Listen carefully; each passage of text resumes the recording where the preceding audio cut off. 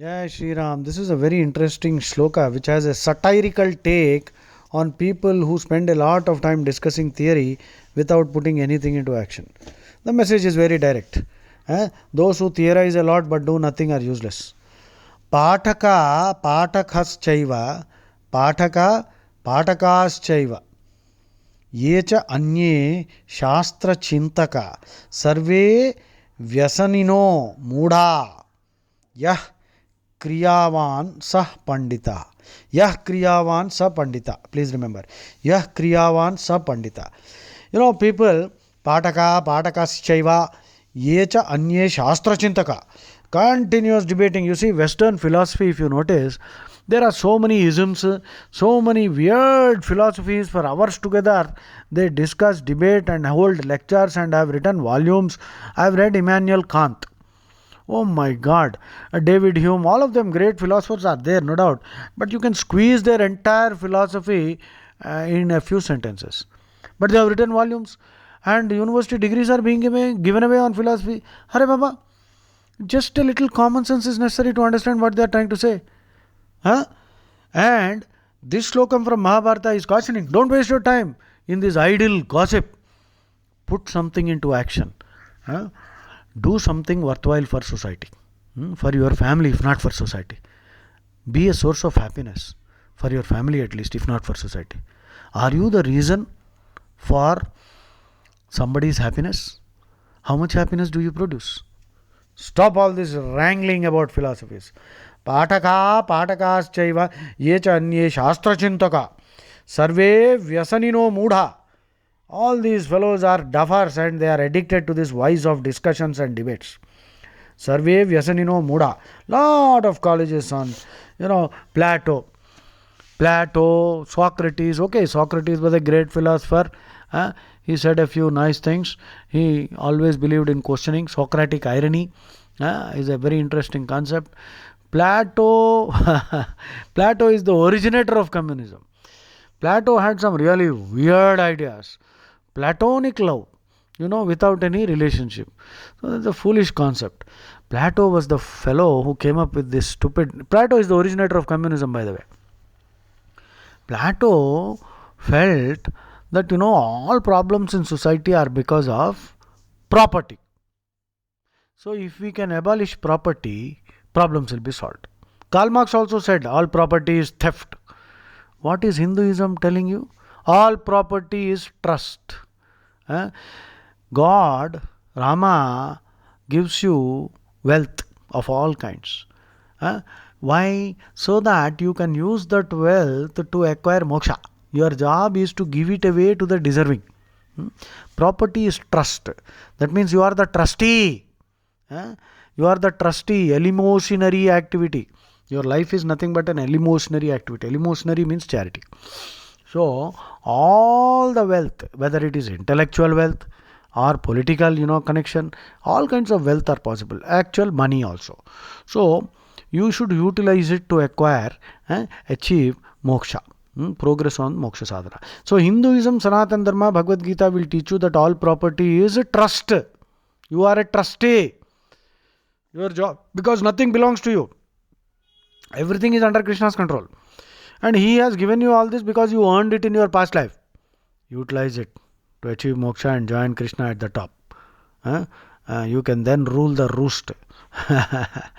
But what is this fellow? What is Marxism saying? Karl Marx said all property is theft. What a stupid idea. What a dangerous idea. If I work hard and earn a lot of money, how can you call it theft? So this Plato, this idiot, Plato came from a royal family and he was broad-chested, flat, big-chested. So this fellow got carried away. Socrates was a smart person. Socrates' story is very interesting anyway. Socrates believed in afterlife reincarnation because when he was jailed and offered the hemlock, the charges against Socrates were that he was corrupting the youth because he is teaching them critical thinking. And also he is disrespecting the gods of the day, their gods. So finally they said, you have to die. He said, okay. They gave him the hemlock. Hemlock is a deadly poison. and he drank it without. They asked him before he was to be given, is there some last wish? He said yes. He was sitting in a jail. I believe he heard somebody playing a musical instrument, some lute or something. Iktara, lute or something. He said, I want to learn that musical instrument. So that fellow was brought in and classes were held, and within a few hours this man learnt. Now, why should anybody learn anything before dying? So the speculation is securities believed in rebirth, reincarnation, because what he is learning in this birth can be utilized in the next birth. That's why he was learning. And anyway, when he drank the hemlock, the poison started affecting him. It affected his legs, and as it was affecting his legs, before he died, his disciples were standing beside him. He called one fellow and told him, hey, listen, I borrowed a chicken from some fellow, please return it. Please return it. That means he remembered that this is a debt he has not repaid. So he asked his student to repay that debt and cancel that debt, and then he died. So he didn't want to carry the debt into the next life. So that is why they believed that Socrates perhaps believed in reincarnation. Well, I don't know. These examples are some indication anyway.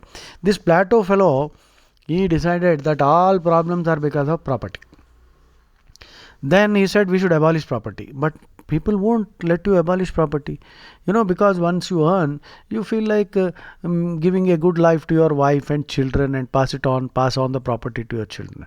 Then he realized, okay, this is the problem. So we should abolish marriage. We should abolish marriage. What to do, how to do that? Because people want to have marriage, because marriage gives you so many pleasures.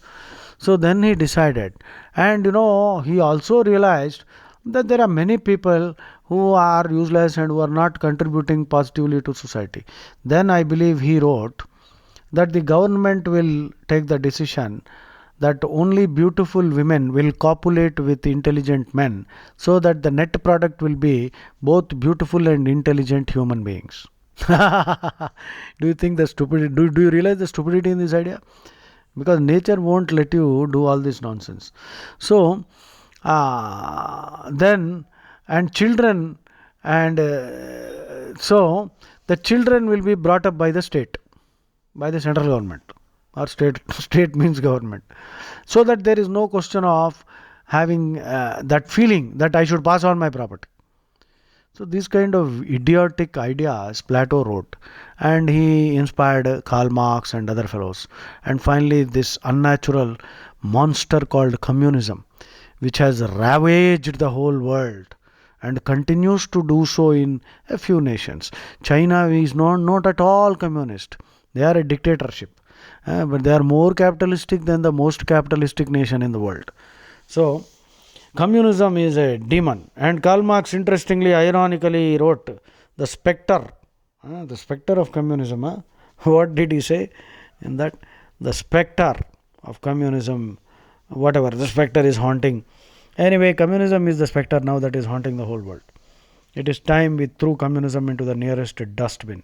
They are more dangerous than the most dangerous terrorist. Okay? The only good communist is a dead communist. Still we have many fools who are following this philosophy, and Plato was the originator. Karl Marx never worked. He talked big, and all his predictions have proved to be false. He said capitalism has the seed within it to destroy itself. And he said every capitalist society there will be revolutions, the poor will rise in revolt and overthrow the rich, and then the poor will occupy the position of the rich. They will become corrupt, and the next revolution will take place. This cycle will go on and on till communism gets established. Where has it happened? All capitalist societies are flourishing. Yes, the gap between the poor and rich is increasing. That part I can agree. But the quality of life of poor also is improving. Today even a poor person has a mobile phone. He has a TV, color TV. So many things are there. Okay, the wealthier are getting wealthier. We have to correct that. And Karl Marx never worked. He was a sponge. He was drinking. So Maranga, Thagubotu. He produced 6 children. He could not feed his own children. His wife was working as a servant maid, and to feed her 6 children produced by this fellow. And when she could not pay the rent, house rent, she was thrown out. This is Karl Marx for you. He produced 6 children whom he did not even feed, and he was drinking all the time with money which his friend Frederick Engels was providing. And Frederick Engels' father was a factory owner, bourgeois, and he is all the time writing condemning bourgeoisie. So here you see the hypocrisy of Karl Marx. Never had a job, never did any work, wrote all this nonsense, and today we still have communist, what you call intellectuals. These fools call themselves intellectuals. That is the greatest irony. So that is why Mahabharata already said, Pataka Patakaschaiva Yecha Anye Shastra Chintaka Sarve Vyasanino Mudha. These rascals are vice ridden and addicted to the vice of useless discussions and debates. Yah Kriyavan Sah Pandita. Kriya means karma. That means dharmic karma. So follow Bhagavad Gita, be a karma yogi, and stop wasting your time on stupid philosophies like this communism and other cults. These Abrahamic cults are also there. Their philosophies are dangerous. The world has suffered enough. Only Sanatan Dharma can save the world. Jai Shri Ram.